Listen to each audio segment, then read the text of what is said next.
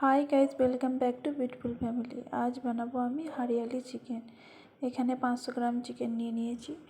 Mixer জারের মধ্যে 4টে কাঁচা লঙ্কা, রসুন কুয়া, কটুকরো ধনে পাতা, পুদিনা পাতা একবারে সব আমি পেস্ট বানিয়ে নিয়েছি। এবারে চিকেনটার মধ্যে স্বাদ মতো নুন, লঙ্কা গুঁড়ো, জিরে গুঁড়ো আর ধনে। এবারে আমি টক দই 2 থেকে 3 চামচ দিয়ে দিলাম।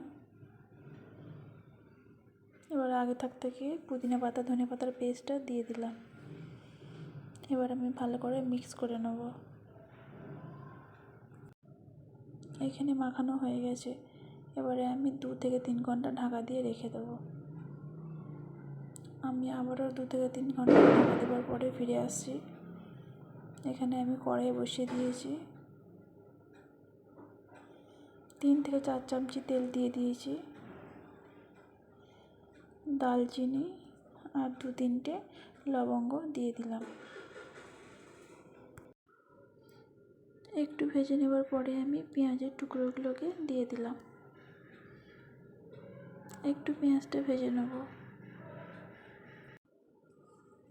এবারে মাংসটা আমি দিয়ে দিলাম। মাংসটাকে আমি পেঁয়াজের সাথে ভালো করে মিশিয়ে নেব।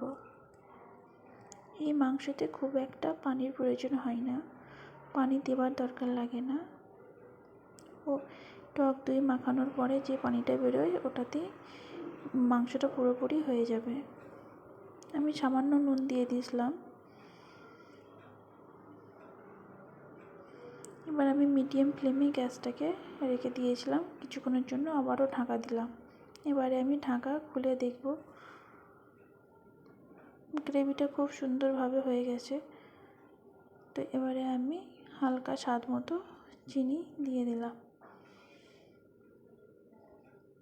1 চামচ গরম মশলা,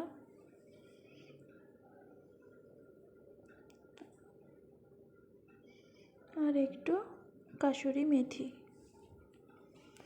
আবারও আমি গ্যাস অফ করে 2 থেকে 3 মিনিট ঢাকা দিয়ে রেখে দেবো। তো এখানে আমি রেডি করে নেব। তোমাদের এই রেসিপিটা ভালো লাগলে লাইক, সাবস্ক্রাইব, কমেন্ট করতে ভুলবে না। খুবই একটা ইজি রেসিপি।